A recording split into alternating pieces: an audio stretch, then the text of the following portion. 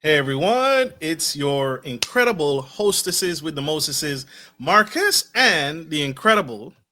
Karmea with the unorthodox Southern Belle.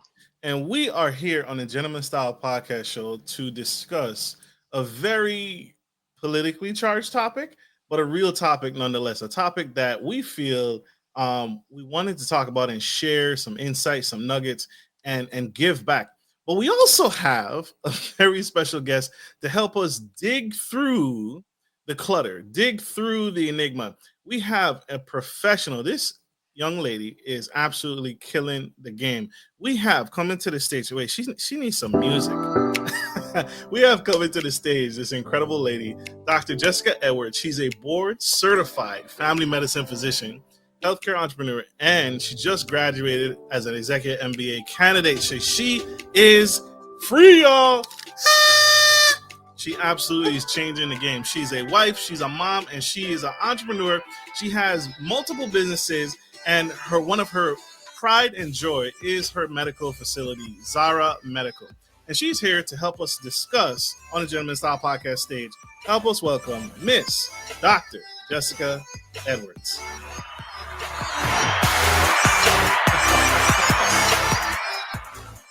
Doctor, how are you, ma'am?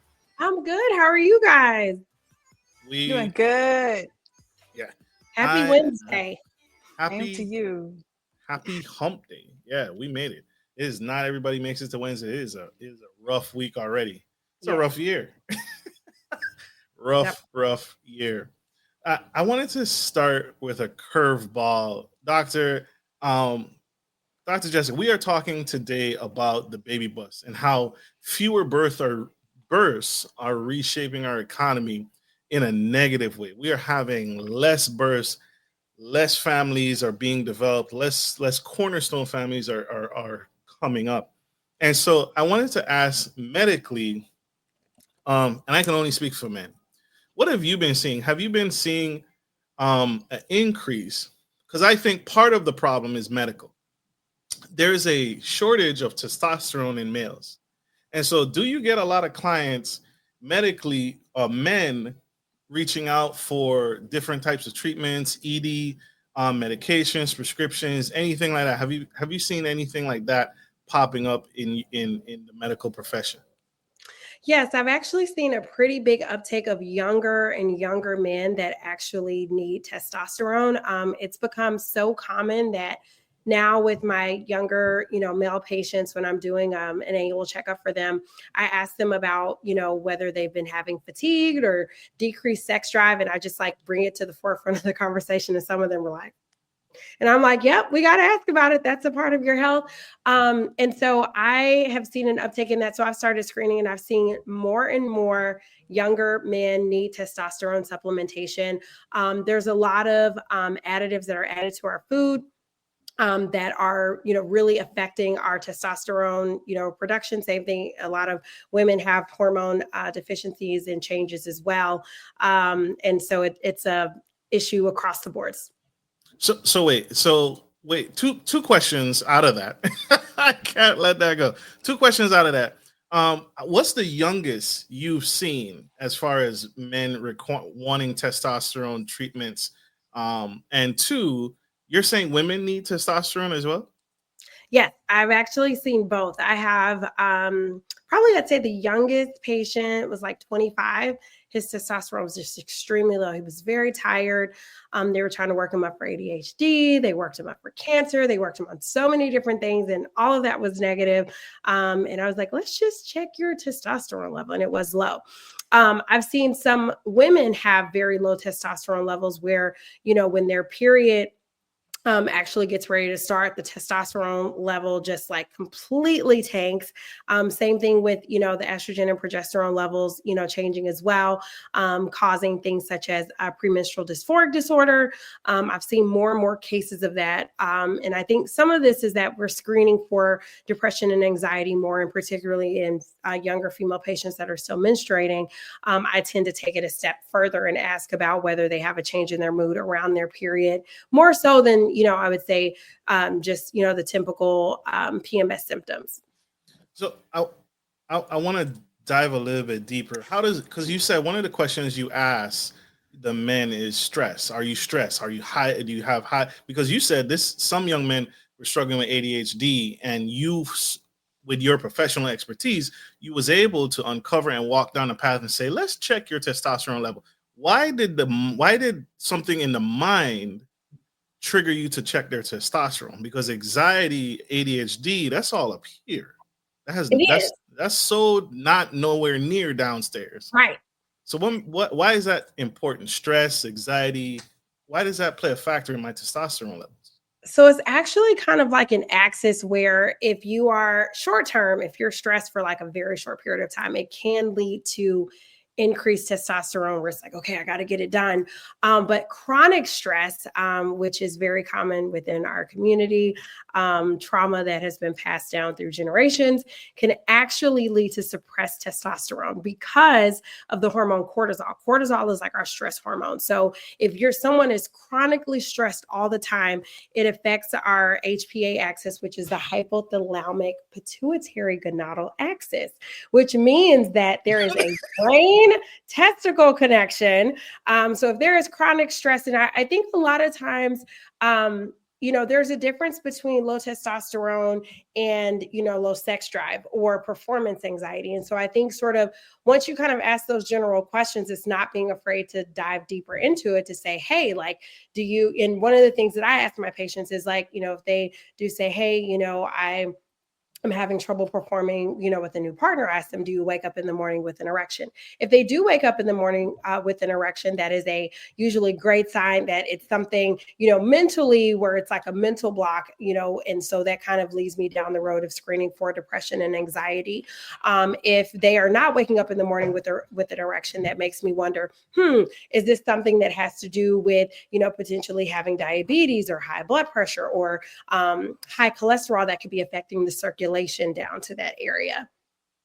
Absolutely. This is significant.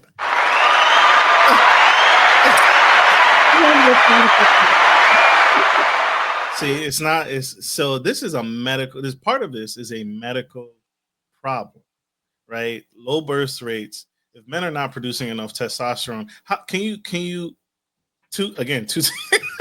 I'm being selfish right now. We don't go live very often. Right. So two things. What medications, if any, are out there are available to help with low testosterone? Is it a pill? You just take once per day and boom, explosiveness? Or is it what kind of medications are out there that help increase a man's testosterone? I want to talk on the medical side, and then are there any natural ways to increase my testosterone, a male's testosterone, to help with that fight back? Yeah, so on the medical side, a lot of times there's a medication called clomiphene or Clomid that's prescribed that can help to naturally increase the amount of testosterone that's floating in the body. There's also testosterone roll-on creams that men can put on their arm or on their leg that kind of gets absorbed through the skin. There is also injections that can be given either weekly or biweekly or monthly, depending on how low the levels are. And typically, I would say from a natural perspective, typically what I tell my male patients who are like, hey, I want to increase my testosterone levels naturally, I usually will tell them, like, you've got to eliminate the stress from your life. And so it's screening for depression and anxiety and effectively treating that. And then also utilizing more exercise. Weightlifting can increase muscle mass, which can also increase testosterone. But outside of that, there aren't really too many other evidence-based things that have been shown to increase the amount of testosterone that a man has. And a lot of times it does have to be supplemented with medication. I've had some men that have gotten I'd say some moderate level improvements. I've had some that have, I think one patient, we started him on like a workout plan where he started doing, more muscle mass. He started taking creatine and things like that. I think his levels went up by like 150 points, but he was starting off really low, so it didn't really make a significant difference. But if there's someone who's like slightly below the level of normal, let's say maybe 350, 400, then natural could definitely be an option. But patient who I saw the other day, I think his testosterone level was like 150, 170. There's no amount of working out you can do unless you become a bodybuilder that's going to bring up your levels to where they technically should be in the 500s to 800s range. I was just about to ask you that. What's a normal range? And he was like 500. Woo! So he's down in the men are down in the 170s. Yes. I mean, and a lot of times I'm just really honest with my patients. Like, and I think it's all about, as a healthcare provider, how you phrase it, right? You know, like I'll share with patients, I'm like, hey, your testosterone's kind of in the shitter. So we need to, you know, I mean, I think it's being honest. It's not just saying like, oh, it's a little low. No, it's really low. Like we got to do something about this. And so I think really having those honest conversations with patients, I mean, not cursing, obviously. Of course. But, you know, just saying like, hey, you know, your levels are pretty low and we should do something about it. I think it's something that I focus on often. Absolutely.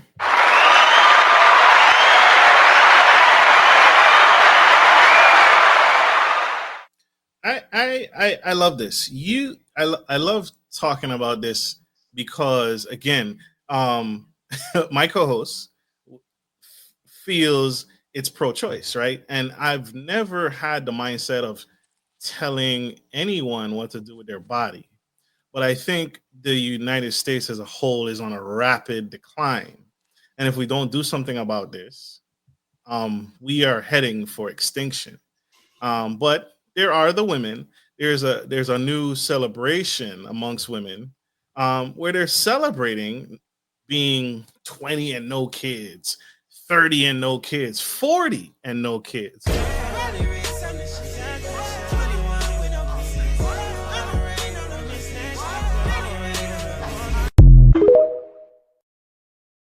Viable women opting out entirely of the reproductive cycle, and I think this is detrimental to us because we're going to be extinct, right? There's a reason for why China and other countries are paying people to come to China, come to Japan, and they're paying you to have kids. We can't even go there. Don't bring China up in here, because China decades ago sat there and put them people on a pause after 2 kids and told them stop, and we're gonna get rid of any kids after 2. They did put a limit. Yeah. Because no, you can't limit your people. Then all of a sudden, hey, I'm gonna need y'all to keep on having kids now. We're totally getting wiped out here. We need you to go back to popping them out when you're already used to a certain amount. So that happens in life, right? You can over measure. That's what the economy tried to do during COVID-19, right? They tried to gauge the economy and they tried to reduce, they tried to prevent an economic crash, right? By messing with I'm thinking banking, right? The finances. They tried to mess with the finances so that inflation didn't get too high. And so they kept lowering and lowering. That's why people refinanced their mortgages during the pandemic, because interest rates were dropping so low that we're probably never going to see that again, at least in my lifetime. And so there is a possibility for a government to overcorrect, right? But that doesn't exclude that, yes, they overcorrected and said, yes, 2 kids per household. Oh, snap. We held on to this policy way too long. Now we need an influx of bodies or we're going to fade. We're all prone to that mistake. And that's one of the things with government and why we should elect qualified leaders in office to represent us. Which I understand that completely, but you also have to provide the economy, the space for people to actually feel comfortable to have children at all or have more. This economy is not built for us to afford children right now. It's not. We're doing everything but covering paid parental leave. And some companies don't even cover that. No, and that's what I'm saying. Like, we're the only country that does not have universal parental leave. And that's why you notice the number of people not having kids is going down. The other thing is that in some states, particularly out of the southern states, if you get pregnant, have a miscarriage, depending on how things go. I don't know if you guys saw the story about the miscarriage, and she was like, I don't know what they are charging women for having miscarriages. You're charging women to have Yes, miscarriages. no. They're charging women if they have miscarriages for murder. That's not fair. If something could be wrong with the body, or the body notices something is going wrong and miscarry naturally, you cannot put that on the woman as she purposely did that. You can't put that, but that's what they're doing. You really want to have children in this economy, in this social status right now? No, absolutely. Me, myself, I am a childless woman. That's my choice, and I'm going to stay that way. I'm not having kids. Why? Because I don't want them. Straight like that. Why? That is what 70% of women say, actually, when asked why they don't want kids. They just say, because I don't want them. I don't want them. Responsibility, though. I mean, I would say, especially if I live down south, I would not want to have children. I'll tell you why. You have the child. First of all, let's take it back. All right. A lot of our men got locked up with the key thrown away during the crack epidemic. So you have a lot of households where women were doing all of that on their own. You have a lot of women now that have grown up seeing that they don't want that. So unless they actually have a partner that wants to support that, and not, both of them work every day and then they come home and then the partner just kind of like sits back and doesn't help out with anything. And then they've got to work all day, take care of the house and take care of the kids. It's not desirable. If you look at states where they don't support pre-K, you're paying for childcare for your child. I think my daughter's daycare, when we were starting to look in an area where there weren't that many people who had children, I think it was going to be like $700 a week for like infant care. Oh, honey, rent, mortgage.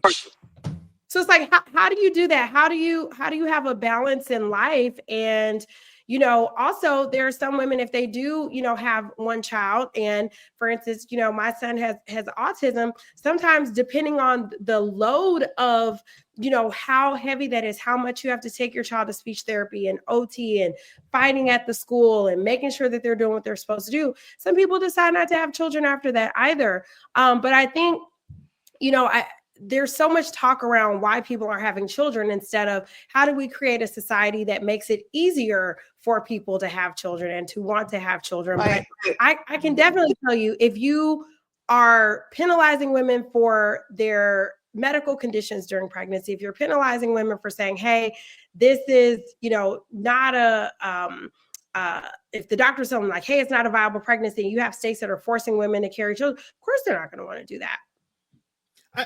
Then they're trying to go forward to have their hands even in the birth control. There's some women that their bodies, they could have conditions that they can't have children, or they need that birth control just to make sure things are moving smoothly. It's just something that's going on, and they're trying to find ways to block birth control or to keep women safe. Like, look, this game is getting real petty right now, and I'm trying to hold my tongue because I have a cut. Sometimes my mouth get real slick, but it's getting real petty right now for men to have their hands in a woman's body.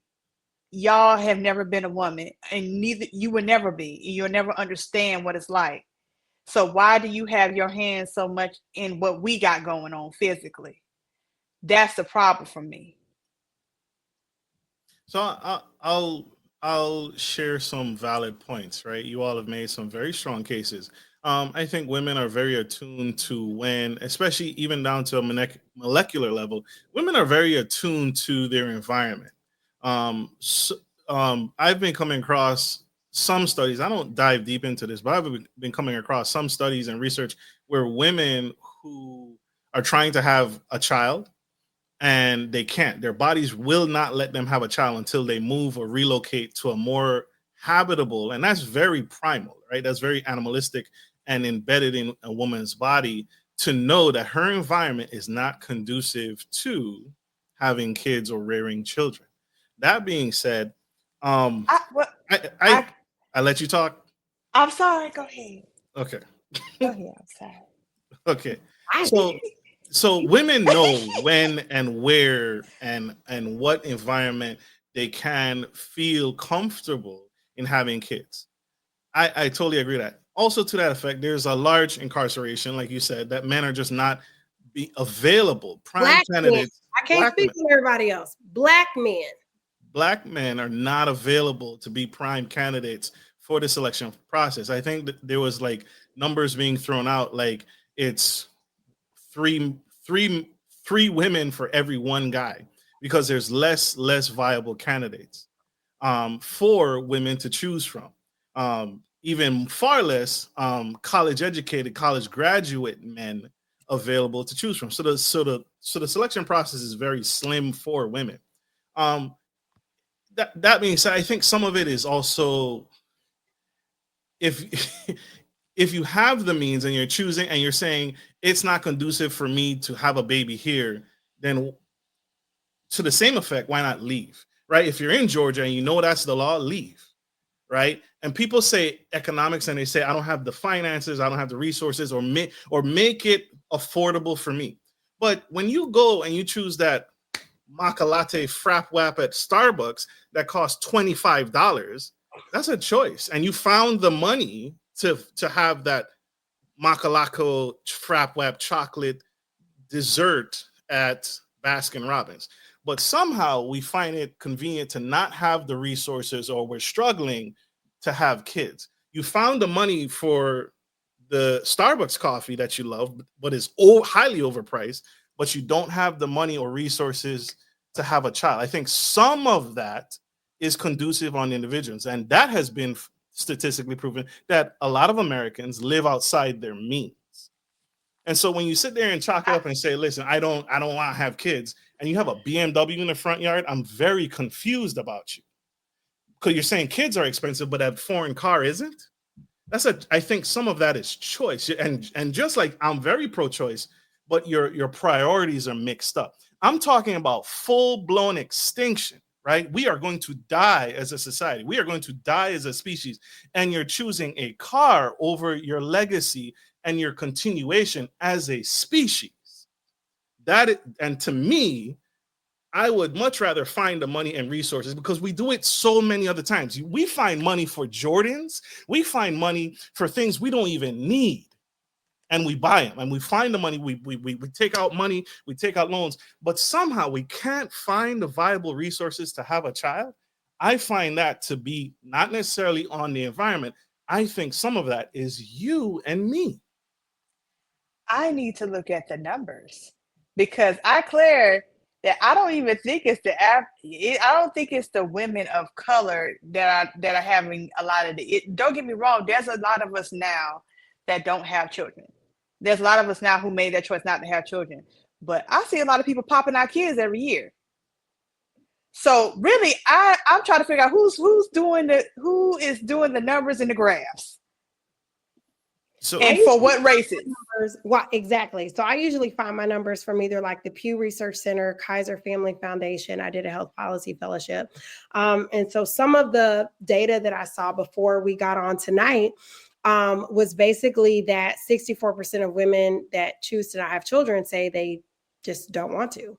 And so instead of, our policymakers and lobbyists and all these other people having conversations with people about, hey, like, what is going to increase, what would help to increase the likelihood that you want to have a child? Nobody's having that conversation. They're focusing on, let's try to legislate having children. If you look at like the average salary in the United States being $66,000 and the average billionaire not paying anything in taxes, but the average, American paying 20 to 35% of their income in taxes, a lot of people are just choosing not to, especially if you have a single parent household. And so I think the conversation has to shift to, why are people not having children, to why is our society not conducive or affordable for that? Because when you think about the average cost of a BMW, right? Like you look at TV, since we're going back to BMW, you look on TV and it's like, you pay $3,500. You can lease this car for $499 a month for 3 years. And then you get to take it back and get a new one. When you have a baby, that baby is yours. Mm-hmm. And it's yours for 18 years. And so what is that? I think a lot of the states have done the wrong policy legislation in trying to improve their population. I think, with the fact they're talking about, cutting Medicaid and making cuts to these things, how are people going to actually care for these children? And so I also think when you look at it from another perspective, you have to look at some people are dealing with infertility, and I think that 22% of, I think it was a statistic, 22% of women over the age of 40 are dealing with infertility, and that's why they haven't had children yet. IVF isn't covered on every insurance policy. And so some people, they're not able to pick up and leave everything because they have other responsibility with other family members. They have other things that require their attention where they are. Not to mention that that the best health insurance plans are tied to employment.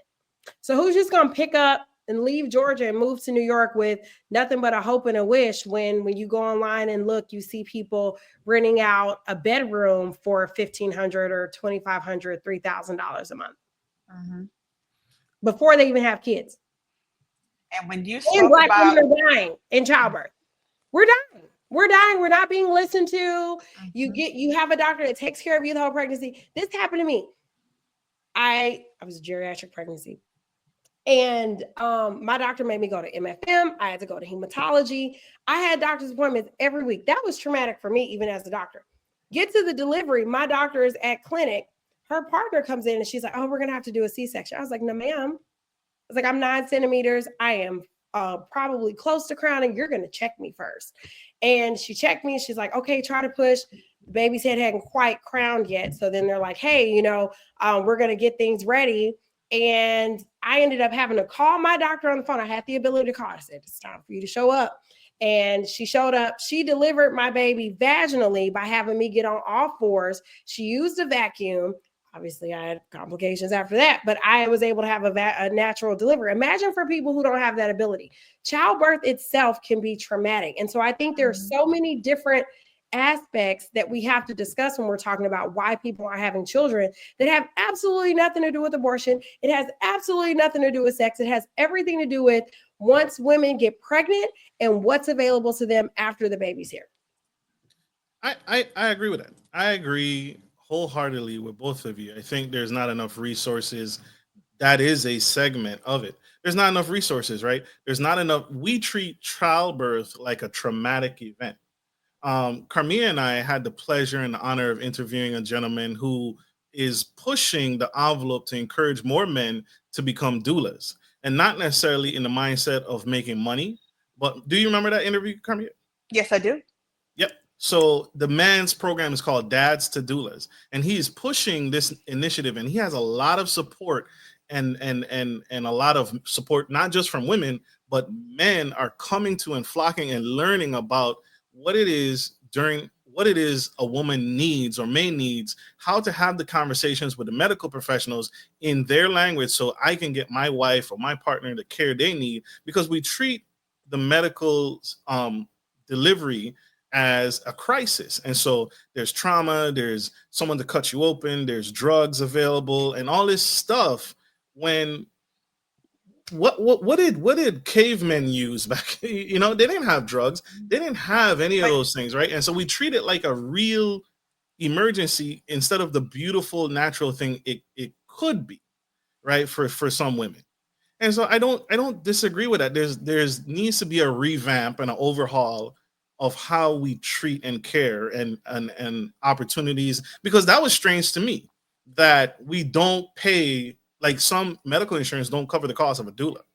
Why not? Why don't you cover the cost of a doula when this is a hired profession? You pay for the person to give that woman anesthesia. You pay for the woman to get all these drugs and slice her open, but you don't pay for someone to advocate on her behalf in that procedure room. It decreases costs. Yeah, it's more benefit. Exactly, Dr. What's that? It's more benefit. Oh, I'm sorry. Go ahead. No, go ahead. You jump on in. It's more beneficial for the medical field to do their procedures, give you the medication, cut on you, because it's more money for them.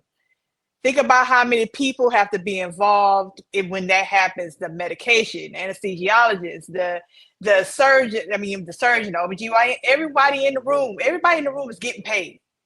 Everybody's getting paid. But if it's natural, then there's only a few people that's getting paid. But once you start saying, "Oh, C-section," "Oh, she needs an injection," "Oh, she needs to be cut on," "She needs certain type of medication," "She needs another provider to come in," "Oh, this bill is racking up."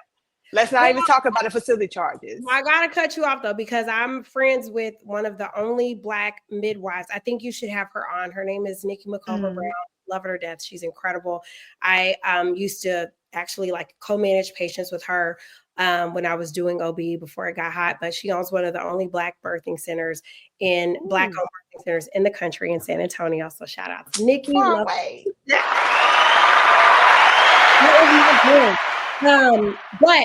I will tell you, like in complete transparency, Nikki made more money than I did for caring for a woman her entire pregnancy.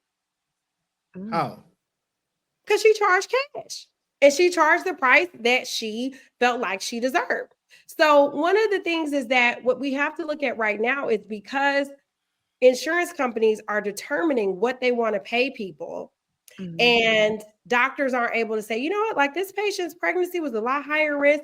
They don't do that. There's no stratification of, hey, you did more for this patient, so we're going to pay you more. They have these flat codes that pay the doctors who are actually administering the care a flat amount, and hospitals can bill whatever they want, $8 for Tylenol. So I think the conversation is less about the actual clinicians that are providing the care, and it's more about how the insurance industry is regulating a lot of this stuff. If you look at the fact that an insurance company is like, hey, I'll give you like real numbers, right? So like if I took care of a woman from the time she found out she was pregnant to the time that she delivered, depending on what insurance plan, I might have gotten $1,500 for the whole pregnancy. Jesus. And You serious? I'm dead serious. That sounds about right. C-section, it was maybe a little bit more for the fact that I had to do an actual surgery. So when we have the conversation about like, oh, doctors make more money doing C-sections, it's not about that. It's about you can control the environment. Well, you can control. The only thing is that because I've seen the claims. That's the only reason why I say that with the doc, you got the professional charges that come from you guys, then you have the facility charges that are huge. Yeah. Facility charges are outrageous. Outrageous. And then some of them they sharing and God forbid they share in a room, they still paying a huge charge. But it's crazy. I'm in the medical, so I see it. I see the craziness. But I've also experienced out of network providers on how they like to build members out of control too. They're not, they don't have a contract. So they say, I'm gonna hit them where it hurts. They don't care. You have some providers who they're reasonable and they work out a payment plan. And you got some that said, no, this is the bill. And I hope you pay it in 30 days. That's the way it's gonna go. So I think we need to create equity with so many of the pieces. Like it shouldn't change whether you choose to have a midwife, whether you choose to have an OBGYN, whether you have to see a high-risk doctor. It shouldn't change what the compensation is. But I feel like that is a very important thing because people are like, yeah, we don't need doctors. We can just, there are a lot of midwives, if they have to make a transfer to the hospital, you got to make a transfer to the hospital. That's why the birth rates, like some of the complications are higher now than they were back in the day when there were less things. But then on the opposite side, we are saving more lives. A lot of this conversation is tailored to the fact that this is happening to Black women. Yeah. And we have to stratify that because we've been through different struggles than just talking about the overall general birth rate. Other piece I will say is, as a woman who is a wife and a mom of a child who has autism, who is nonverbal, it scares the honest crap out of me to have another male child that could potentially have autism and he could get shot by a police officer. You saw what happened to Elijah McClain and he was verbal. So it's thinking about so many different things other than the actual birth. It's everything else after that. And that's what people don't want to target. It's so much easier to say, oh, nobody can have abortions. We're going to outlaw this. If you have a miscarriage, you're going to jail. It's so much easier to do that because that's just writing that down. That's not working with legislators, insurance companies, and all that sort of stuff to actually make a long-term solution. That's a real life fear of yours as a mother who, because that was kind of my leading question, because you have kids. I do. And so that's a real life concern of yours to have future kids, is that to have the potential risk of having a autistic child and then them going out in the world and being harmed. Is that what I understood? Yeah, it's scary to consider. And I think a lot of people don't think about that. And the rate increases as women get older. That's real. I don't have children. Oh, I'm sorry. Go ahead. No, I want to stay on topic, but I want to shift. I looked up one of the reasons as to the decline in the birth rates. One of the reasons, there's many reasons, and we touched on it this episode. You can get this episode on iHeartRadio, Apple iTunes, Spotify, Ghana, LinkedIn, Facebook business page, anywhere you get your podcast. I had to put that plug in there. But one of the things that statistically came up was, we touched on it: healthcare costs, the fertility trends, economics, rising costs of living, including housing, childcare, education, which you ladies did a great job in explaining. One of the things that I want to pivot to is women empowerment. There's an increased access to, I feel, women to education and career opportunities for women. And I don't necessarily want to say that we should put a stop to this. I think it's great that women are occupying positions, that a higher level of positions. Women are occupying positions of parliament now. Women are earning higher wages as they rightly deserve. So I don't necessarily want to say that's a problem, but it's outpacing men. And just like we mentioned earlier, there's a huge decline and there's a gap of ready available males, which you ladies expressed earlier, is like, there's no men for me. I don't want to raise these kids by myself. And so less men are becoming educated, less career opportunities. Men are not doing well. And so I think that's a problem, in the sense that, and that's one of the reasons why I don't screen people. When people reach out to me and Karmea to be on the show, one of the criteria I have is it has to serve both parties. Whatever it is you want to talk about, whatever it is you want to share on the show, has to help both parties achieve better. That's why I particularly don't bring on guests who just want to speak to one side of the fence. For that reason, because women are achieving more, and that's great, and that's wonderful, and that's awesome. But men are on the decline, and men are not doing well. How do you ladies feel about that? Am I way off, or do you think I'm wrong, that men are not doing well education-wise and money-wise and career-wise? Yeah, from what I'm viewing and noticing, yes, you're correct. I'm gonna need you to speak to your male comrades and let them know that y'all need to get in a huddle together and figure out what y'all plan on doing for the next couple of decades. Because women have made the choice to say that, you know what, we got to make something shake, and we got to do it now. We can't wait. There's things that needs to be taken care of, and if I can't, we're not wanting. It's not a thing of needing. Don't get me wrong. We would love to have a man, like for myself. I'm taking things. But at the same time, I was taught to be able to take care of myself, just to make sure that I have my my mind have all these thoughts going on. My bad, y'all. It's racing. Because I got so much to say. But my parents taught me how to make sure I have all my ducks in a row. So when a man does come to me, be like, okay, what do you have? This is what I have. I was raised a certain way, so I know how to build, I know how to handle myself. I'm not coming to someone, this may or may not offend people. I'm not coming to someone that I have no skills. And you said exactly what I wanted you to say, right? You walked right into that. That is great, and that's wonderful that you have your own. But the problem with that is you're leaving the other party behind, right? You're taking care of yourself. But you are saying, hey, I've achieved all these things. And then when you come across a man who is not on the same level as you, do you continue to push and move forward and press on because you have things that you need to get done? Or do you bring that gentleman along with you? And I'm not saying all men deserve that kind of quality, right? They don't deserve to be picked up, because some men are comfortable at the bottom, right? Some men are good right where they're at and they should be left there.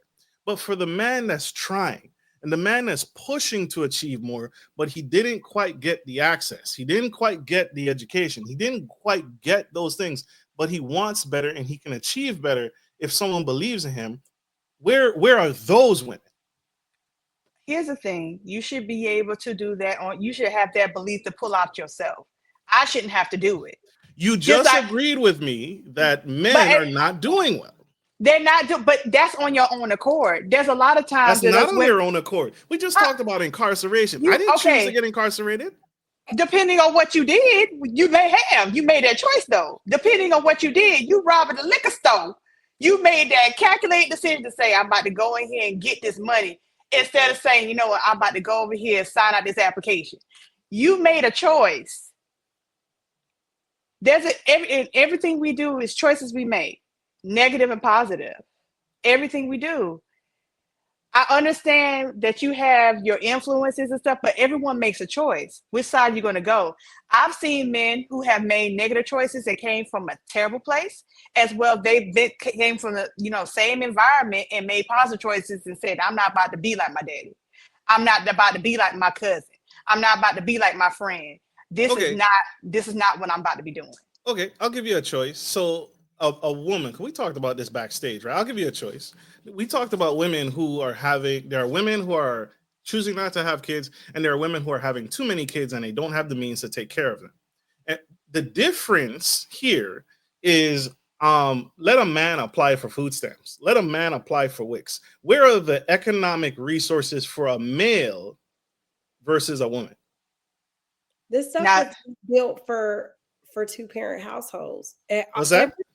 Everything that is like the policies that have been instituted for those that are, I would say marginalized. I'm not going to say, that it's built to keep relationships separate. And I'm going to tell you why, because there's power in a joint relationship. Marriage, I think I was watching, what's his name? John Roberts. I forgot. I really like him. He's very straightforward, but he was basically saying that marriage is a business and it was meant to be a business. And that's why marriages were arranged back in the day and all this sort of stuff. And it's one of those things that if you have people that cannot see the bigger picture together, which a lot of us are very short-sighted, we're playing checkers, not chess. My husband and I were just talking about that earlier today. You can't really make progress.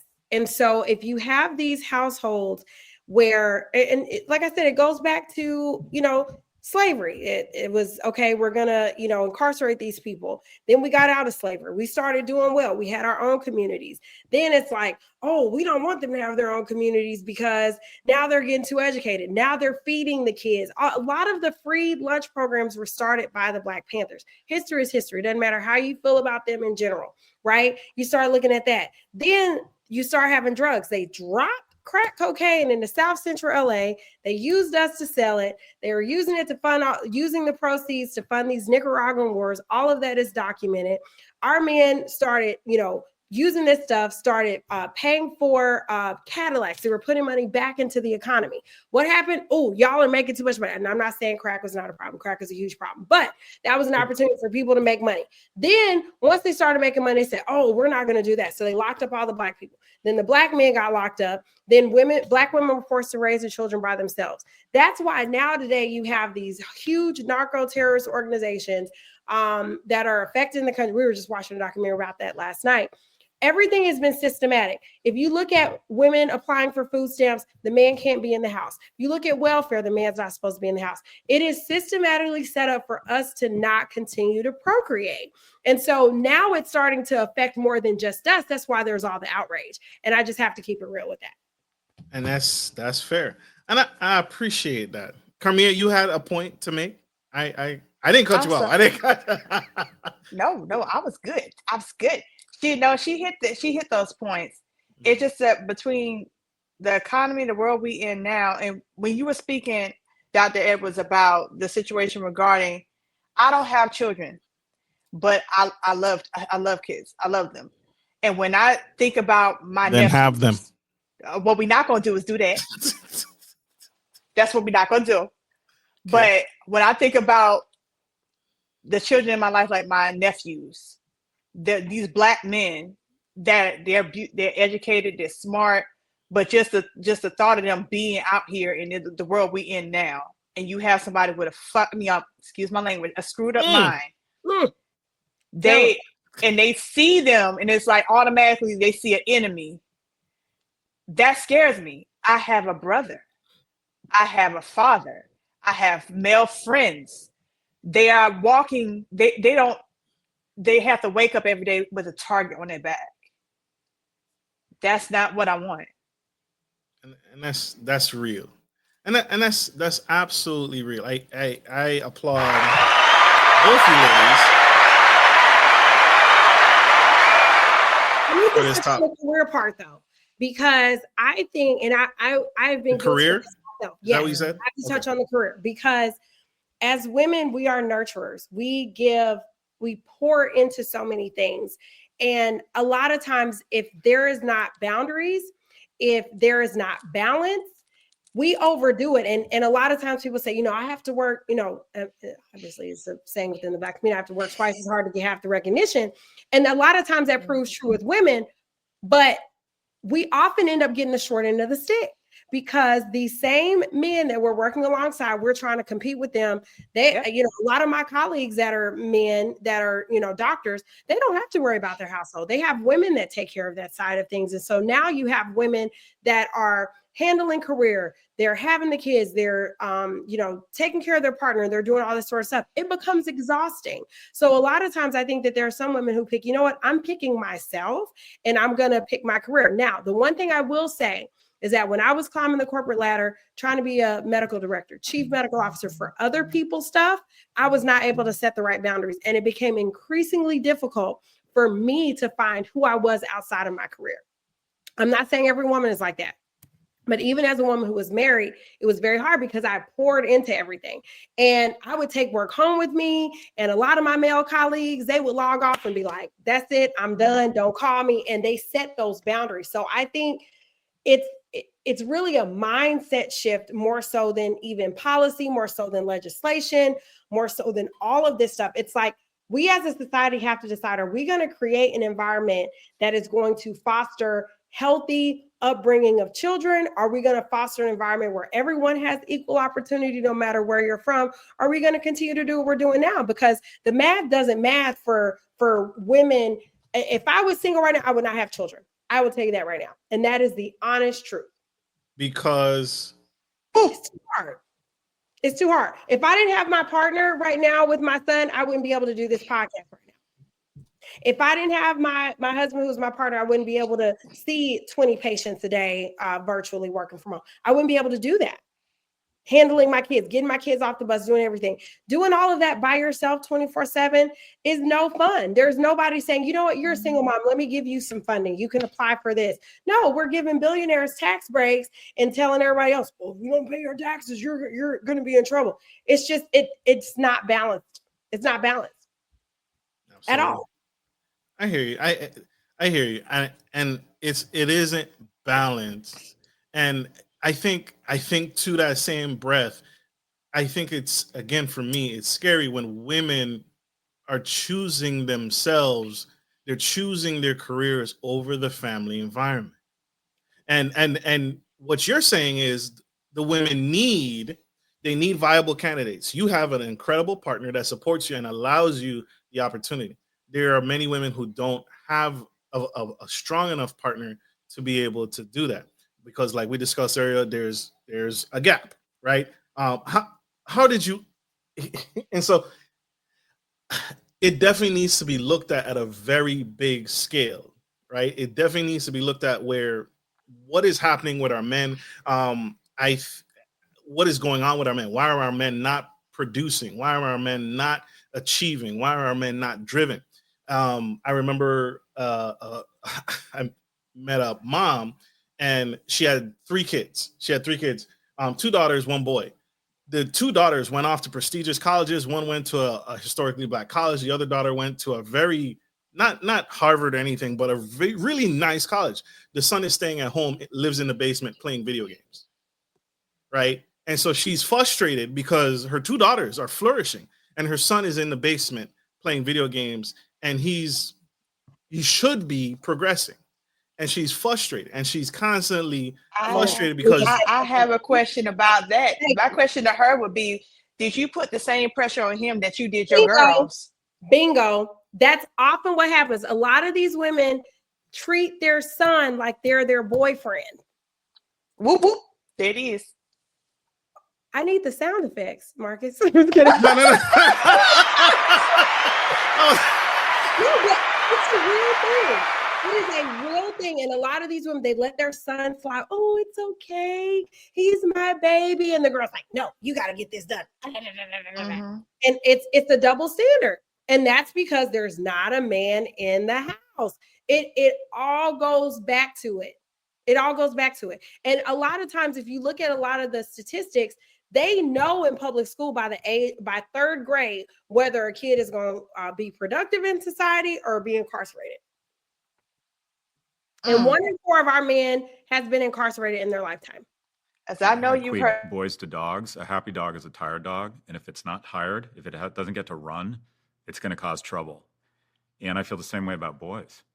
So in these schools where they decide what's best for the boys, there's usually more exercise and more free play and more roughhousing than in co-ed schools. And by even acknowledging that men play a critical role in boys' lives a few years ago, that was seen as sexist. What, you mean, what, you're saying moms can't do this?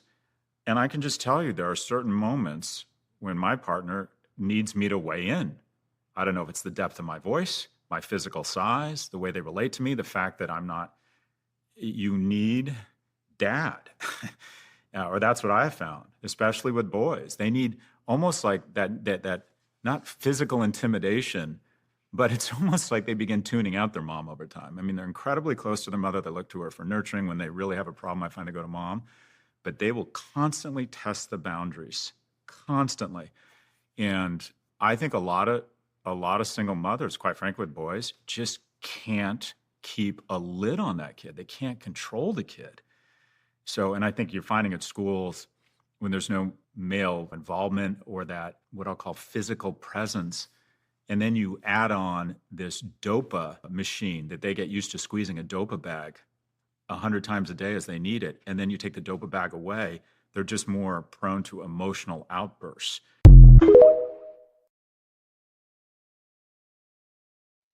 I was looking for an opportunity to play that clip all night. You just gonna cut me off? No, I'm sorry. I just needed to get it out. Go ahead, Karmea. I'm sorry. I was saying what she was saying was very true.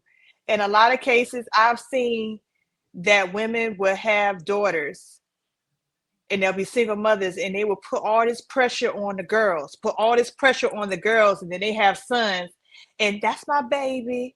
Don't talk to them like that. You don't talk to him. He's fine. No, he's not fine. He needs to be disciplined. He needs to be raised. You need to tell him something before the streets do.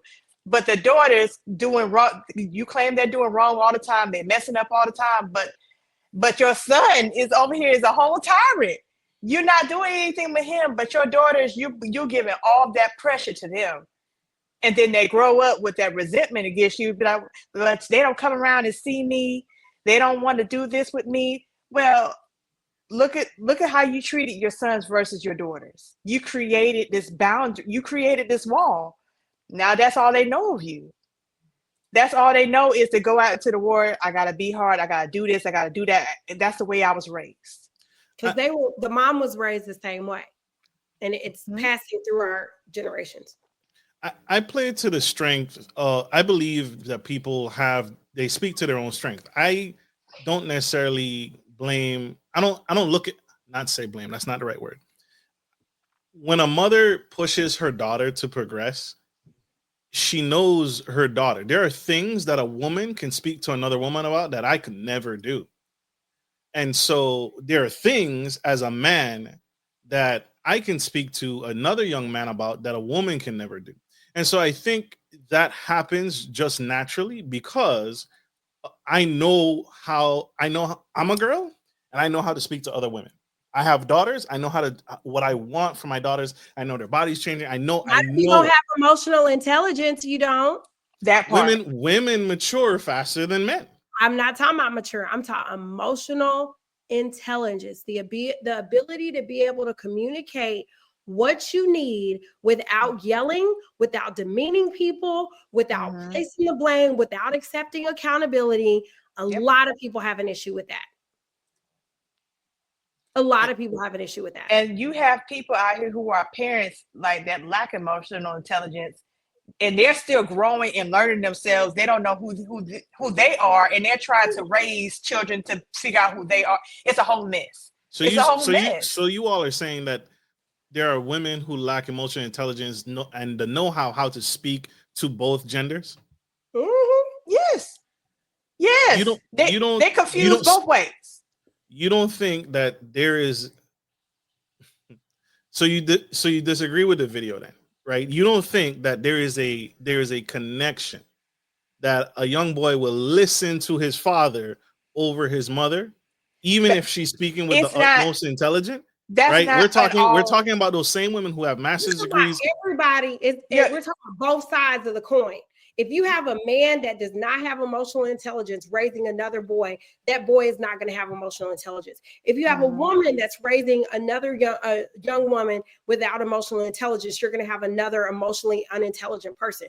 When you have two parents in the household that are emotionally unintelligent, they're going to have that. So it's all about emotional intelligence across the board and not just the household. Yes, I do believe that, like, sometimes with my son, he won't listen. And then I say, honey, come get him. And he'll do what he's supposed to do. And I'll be like, okay, well, cool. Same thing with my daughter sometimes.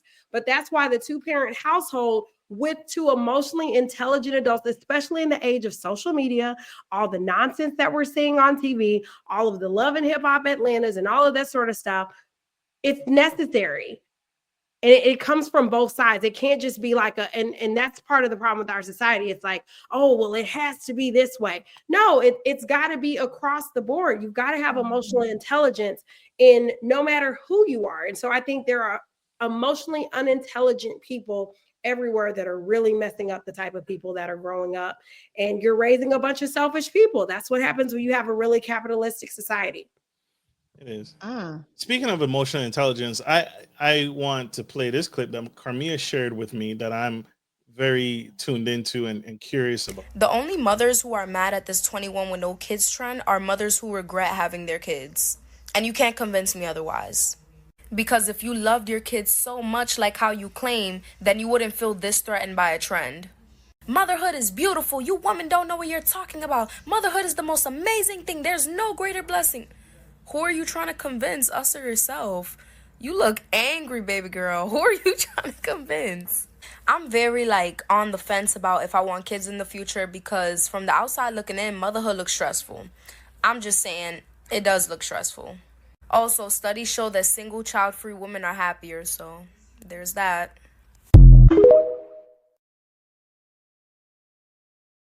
You say no lies. Now, with that situation regarding, I've seen a lot of those videos about women saying, the women that have no children, they never once, a lot of them, I haven't seen one that has bashed women who have children. Right. They've all been celebrating that. Because the truth is that, especially in the Black community, if you don't have children, out of wedlock and young, you be a statistic when you don't go that route. Because they already label us being black little girls as fast naturally. So when you beat that statistic, that's already a win. That's a win. And these women you got those women coming out on social media saying, "Oh, I'm this age, no kids. I'm this age, no kids." And then you got women who have children dropping in the comments saying, "Oh, you had this type of procedure. Most likely you had all these abortions, or you must be infertile, or no man wants you, and that's the reason why you don't have any kids." And I'm just like, wow, if you're so happy with your situation of having children, I would think people who are happy are not worrying about somebody else and not in the comments of somebody else's video. That's my thought process. I also wonder why are all these videos that I'm seeing are Black and brown women doing this? I've seen a few that are Caucasian. I have seen a few that are Caucasian. I know, one's But it's primary. But I get what you're saying. It's I know. primarily I'm Black saying, and brown. like, where is this conversation coming? I'm telling you, social media can be very manipulative. Yeah. They're pushing out the messages that they want. Look at how the last couple of elections have gone. They're pushing out the messages that they want. So I think it's really time for us as a people to really think about what are the facts? How do we have these tough conversations? How are we going to make the world a better place? I don't know. But even before this trend, there was already Black men. Of course. But now we're fighting amongst each other. Yeah. Instead of fight. Yeah. I know. So I want to get out this last clip because I have failed horribly on my presentation skills. This clip again, I watched this show and he speaks about the political arena, and what he's found and how this sort of intertwines with everything we've talked about today. Obviously, Trump is now in power. And as we saw in the data, and it was touched on earlier on, young men have become more right-leaning and more conservative than ever before. The left hasn't necessarily offered the best vision of masculinity to young men, as something Scott's talked about previously. Well, on the right, they've conflated masculinity with coarseness and cruelty. You know, President Trump, who in my opinion demonstrates a lack of grace and a lack of empathy and a lack of kindness. Absolutely. And so the political arena is charged and the political arena is in effect. And everyone needs to take into account. We've made some very strong points this episode, some really powerful points this episode, and you ladies are incredible. I thank you for sharing space with me. I thank you for sharing time. I wanted to end it with Dr. Jessica Edwards. You got any final words for our audience, for followers, people tuning in? If they pull anything else from this message, what would you say to them? I think in the society that we live in, everyone should make the decision that is best for them. I don't think going with societal norms is important. I think it's good to be a great human. It's good to be a happy person, and whatever that looks like for you, that's what it is. Absolutely. Any final words, Karmea? Well, as I said, I'm pro-choice. Do what's best for you, as what Dr. Edwards said. Do what's best for you. And before you make these major decisions that will be long-lasting, I need you to think about the present and the future. Will you still be happy if the person you're having these children with would not be here? Anything could happen. You know, whether the person something happens to happen to that person, or they walk away, or you don't feel the same, or he don't feel the same, he, she, doesn't matter. Will you still be happy with this decision after you've made it? Because it's not something that you could just leave like a relationship. You're going to be with this little person forever. And you as the parent, you're supposed to go before that child. So they're going to be there after you're long gone. So please think about these decisions for not just the present, but for the future. Absolutely. I'll end things by saying, do the research. Do your own research. Don't listen to some crazy guy with a sombrero behind his head on YouTube and Facebook, right? Do your research and make the best decision. Make an educated guess. Make an educated decision, not a guess. And do what's right for yourself and your future self. Like we end every show, we gotta go. We gotta let this incredible woman go because she's changing the world step by step. So, like we end every show, thank you guys for tuning in. We appreciate you taking time out of your busy day to watch Gentleman Style Podcast Show, and see you guys on the next one. Like we end every show, take care of your friends, take care of your family, and always, take care of business. This is Marcus, your favorite gentleman, and Karmea Wells, the unorthodox Southern Belle. And Dr. Jessica Edwards. Thank you guys for having me. Always a pleasure. Always a pleasure. Love you guys. Great. Bye.